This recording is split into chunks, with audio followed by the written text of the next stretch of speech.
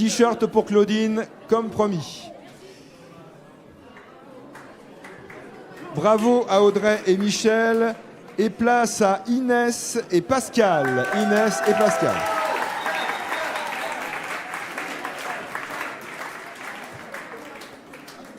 Pendant qu'on règle les micros, qu'on met les micros à vos hauteurs respectives, une petite information à propos de la Tour Perret. Il y a demain, ici même, à 18h, une conférence sur la restauration de la Tour Perret, puisque je crois que des travaux vont être entrepris pour que cette tour puisse rouvrir en 2023, si tout va bien. Et cette conférence sera présentée par François Botton, architecte du patrimoine et maître d'œuvre de la restauration. Ça peut être très intéressant de savoir comment on appréhende la restauration d'un tel monument en béton armé qui date de 1925, comme vous le savez mieux que moi. Ici même, donc demain, 18h. Et donc, tirage au sort des questions. 3 bleus, 2 blanches, 1 rouge dans un premier temps, par Inès et Pascal pour l'émission du mardi 25 février.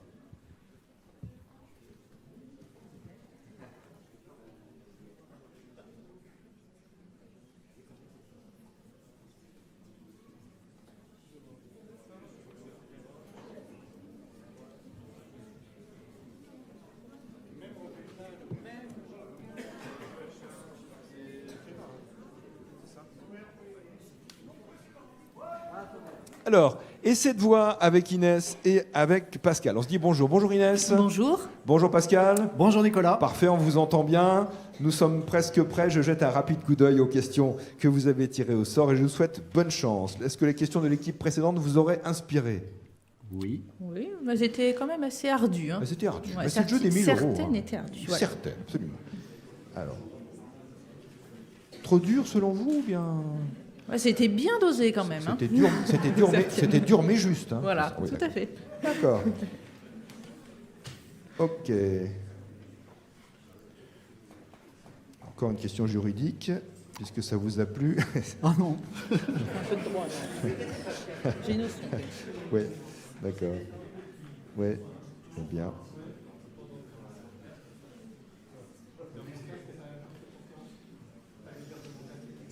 Qu'est-ce qui se passe, Monsieur Payret? Vous vous entendez pas votre ding-ding? C'est moi.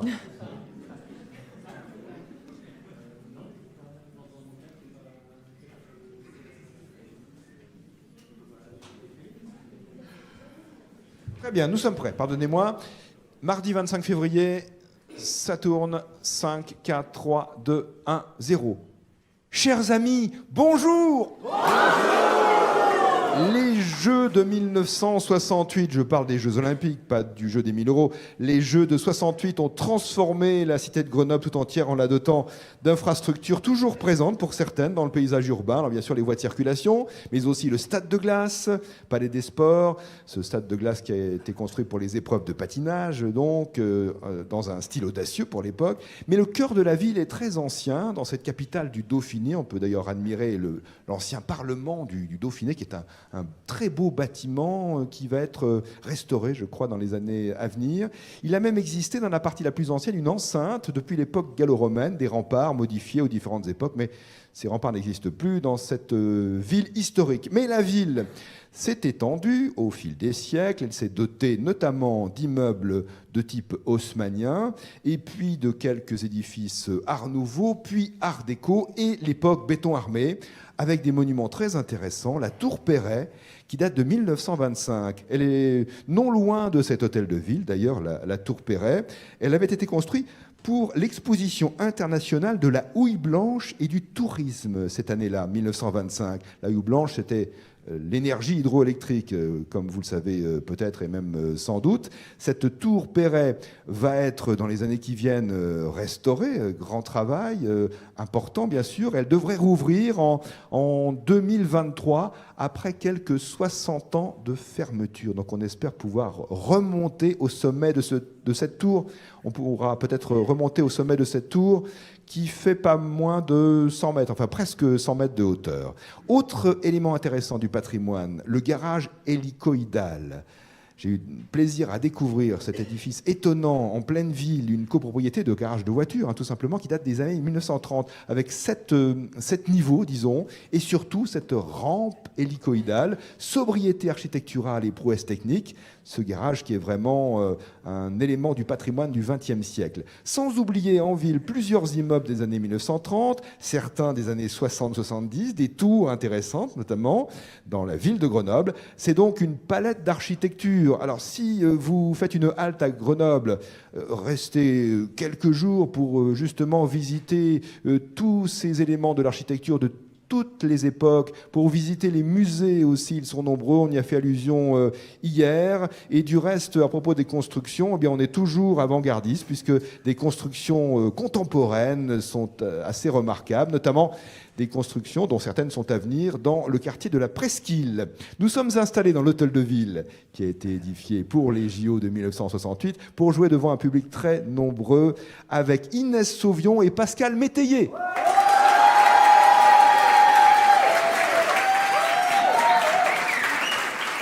Bonjour Inès. Bonjour Nicolas. Vous êtes grenobloise depuis... Depuis une semaine. Depuis une semaine. Alors là, d'où venez-vous? De quelle région venez-vous? Alors moi, je viens d'un petit village qui s'appelle Marnay, qui est dans la Vienne. Oui, non loin de Poitiers. C'est à 25 km de Poitiers, oui. Donc vous êtes venu vous installer à Grenoble. Voilà. Et vous êtes bénévole pour vous occuper des chats. Voilà, donc je faisais ça quand j'étais dans la Vienne. Je m'occupais de chats avec une association qui récupérait des chats errants qu'on faisait stériliser, certains qu'on allait dresser et après pour les faire adopter. Ouais. Et donc là, je vais faire la même chose ici à Grenoble. Donc on parlait du garage hélicoïdal et juste à côté, il y a un bar à chats qui s'appelle le Neko. C'est vrai, je l'ai vu. Voilà, et avec l'école du chat libre de Grenoble. Voilà. Alors les bars à chats, ça c'est un concept qu'on voit d'ailleurs dans plusieurs villes maintenant. C'est-à-dire qu'on peut aller boire un verre, peut-être grignoter aussi un peu. C'est ça. Et puis, on est entouré de chats. Voilà, et puis on peut caresser les chats, ça détend. C'est très déstressant en fait d'être avec des chats. Oui, c'est ça. Alors voilà. Il faut respecter évidemment leur tranquillité. Oui, parce que c'est pas des peluches, c'est pas des objets, ça reste des êtres vivants, donc voilà, faut être très gentil avec eux. Le Neko, c'est le nom de voilà. ce bar à chats et l'association. L'école du chat libre de Grenoble. L'école du chat libre de Grenoble, dans laquelle vous allez exercer cette activité en tant que bénévole. Inès, candidate avec Pascal Métayer. Bonjour Pascal. Bonjour Nicolas. Vous n'habitez pas Grenoble même? J'habite à Saint-Martin-d'Air, à 10 mètres de Grenoble. Oui, c'est la métropole. C'est l'agglomération, la métropole plus précisément de Grenoble. On parle bien de métropole à propos de Grenoble, on est d'accord? Tout à fait. C'est ça. Et vous êtes bibliothécaire? Oui. Dans une commune de la métropole? Sur le campus de Saint-Martin-d'Air. Saint-Martin-d'Air, car c'est là que se trouve le campus universitaire? Exactement, c'est un très grand campus, très arboré. Oui. Et vous pratiquez les déplacements à vélo? Oui, souvent. Parce que Grenoble est la ville la plus plate de France et même d'Europe. Ce qui est assez surprenant quand on ne connaît pas la ville, parce qu'on se dit, Grenoble, ce sont les montagnes. Pas du tout, en fait, c'est au pied des montagnes, entouré de 3 massifs principalement, comme on l'a dit, mais la ville est plate. Voilà, donc c'est très agréable de circuler à vélo. En plus, il y a un système très pratique, les métros vélos. Donc on loue son vélo à l'année. Ah, c'est à l'année qu'on loue? C'est à l'année, ouais. On ne peut pas louer pour une heure? Si, aussi, bien sûr. Oui. Mais moi, comme je dis tout le temps, je loue à l'année. Forcément. Et ce qui est sympa, c'est qu'on peut même croiser le maire sur les pistes cyclables. Ça m'est arrivé plusieurs fois. Très bien. Alors, on est en campagne préélectorale, donc on ne va pas trop parler. Et je salue Monsieur Piolle, bien sûr, mais voilà, on reste totalement neutre dans ces périodes électorales ou préélectorales et même électorales maintenant. Très bien. Donc on va reprendre et donc vous vous déplacez avec ce système de métro-vélo qui concerne toute la métropole, hein, c'est ça? On peut, voilà, oui. Très bien. Et qui est très, très pratique puisqu'on loue son vélo à l'année. Oui. Et donc c'est vraiment très utile. Inès Sauvion, Pascal Métayer, vous êtes là.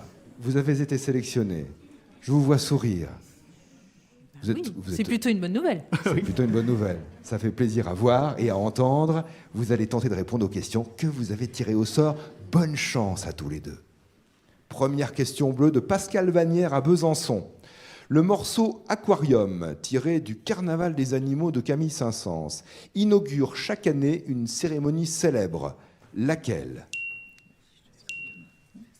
Oui, tout à fait. La cérémonie d'ouverture du Festival de Cannes. Exactement, cette année du 12 au 23 mai. Le Carnaval des animaux. Aquarium, précisément. œuvre de Camille Saint-Saëns, c'est la musique qu'on entend à l'ouverture du Festival de Cannes. Question bleue aussi de Claude Nourry à Ozoir en Touraine, Émile Zola, dans la série des Rougon-Macquart, avait imaginé un grand magasin qui allait concurrencer les petits commerces. C'est intéressant de relire Zola, d'ailleurs, à une époque où on se dit que les petits commerces et les commerces de proximité sont souvent bien en danger par la concurrence des grandes surfaces, par la concurrence aussi maintenant des achats sur Internet. Mais bref, la question, quel était le nom de ce magasin qui est aussi le titre du roman imaginé par Zola? Ah oui, tout à fait. Au bonheur des dames. Au bonheur des dames.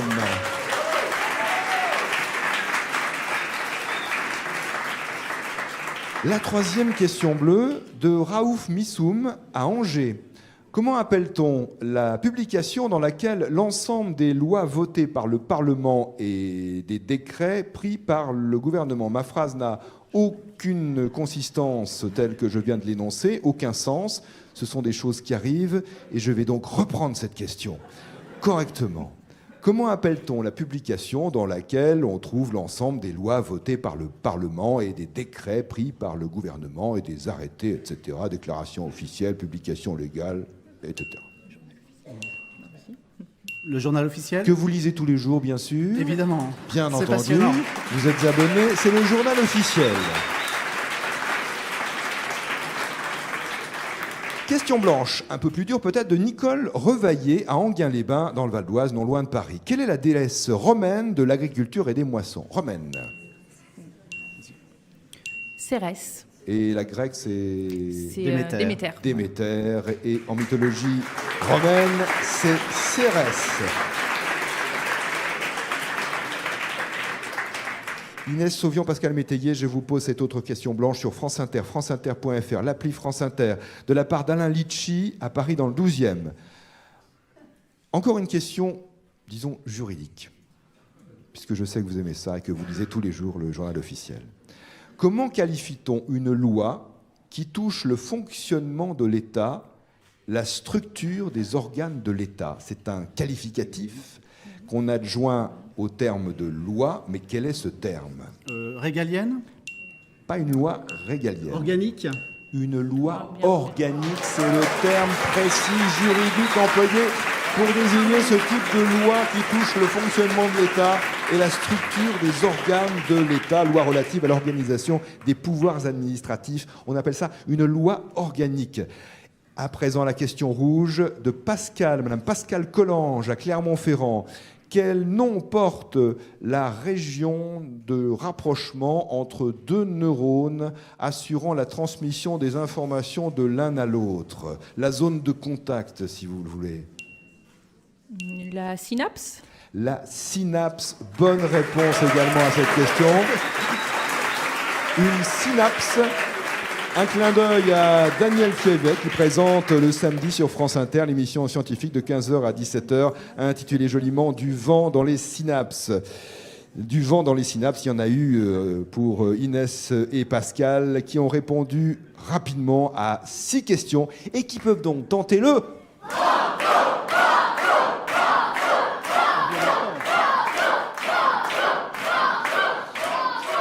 À Grenoble et sur France Inter, quel est votre choix? Banco. Le jeu des 1000 euros. Nicolas Stoufflet. Alors moi, je ne l'ai pas eu du tout dans le casque. Je ne sais pas si c'est... Oui, d'accord. On va reprendre tout à l'heure, mais d'abord, tirage au sort de cette question Banco. Oui, Banco.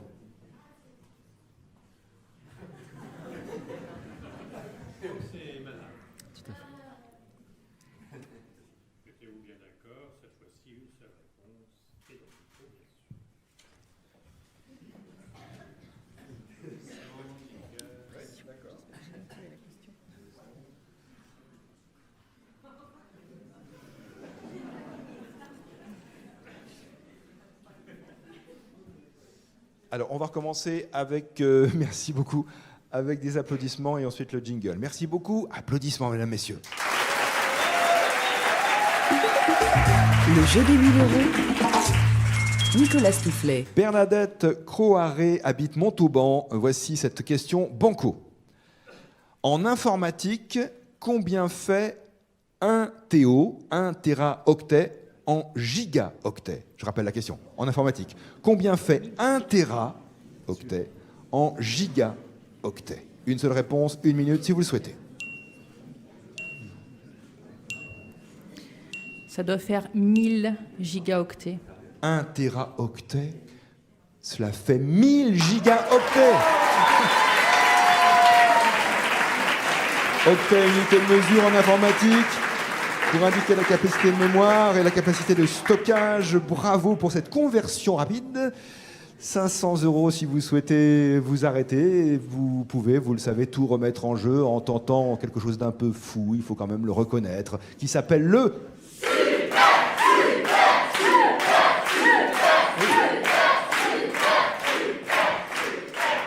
Inès et Pascal, je vois déjà que vous êtes d'accord. Je ne sais pas sur quoi vous êtes d'accord, mais il me semble que vous êtes d'accord. À vous de nous dire maintenant, super ou pas super. On tente les 1000 €, on rentre à la maison. Voilà, nous sommes tout oui. Super.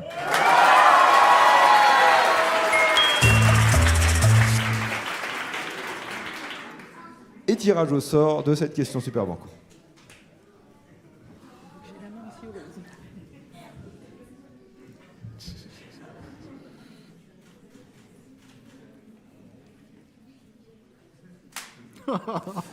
Les échecs.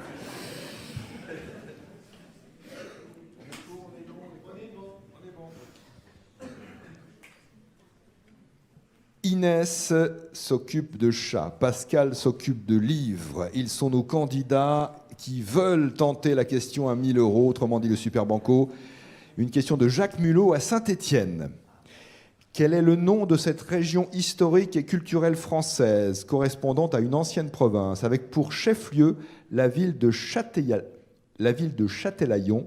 et La Rochelle? Donc c'est une région historique, attention, une région historique et culturelle française. Ancienne province, ayant pour chef-lieu Châtelaillon, mais aussi La Rochelle, le nom de cette petite région. Petite mais très intéressante. Prenez votre temps si vous le souhaitez, je ne sais pas moi. On hésite un peu entre deux. Ah, c'est ça. C'était tout proche de là où j'habitais avant. Vous étiez du côté de Poitiers, vous nous avez dit tout Voilà, à l'heure. donc Châtelaillon et La Rochelle, c'est à côté. Oui, et donc Inès... Je vais laisser l'insigne honneur à Pascal de répondre. qui n'était pas du tout dans la même région, puisqu'il habite Grenoble, mais il l'agglomération. savait Il le savait aussi. Enfin, il savait. Il pense Attention. savoir aussi. Ah oui. Nous pensons savoir. Attention, laissez-moi tenir mon rôle. Quand Tout à fait. Votre Alors, réponse, votre proposition de réponse. Nous tentons l'ONIS. L'ONIS. L'apostrophe A-U-N-I-S. À ne pas confondre avec la Saintonge, bien sûr. Vous avez magnifiquement gagné le Super Banco, 1000 € de la part de France Inter et la bande dessinée de Bloch et Robert. Mais où est Kiki? Une aventure de kiff étendue. Passez une très bonne journée. Et pour le spécial jeune, à demain, si vous le voulez bien.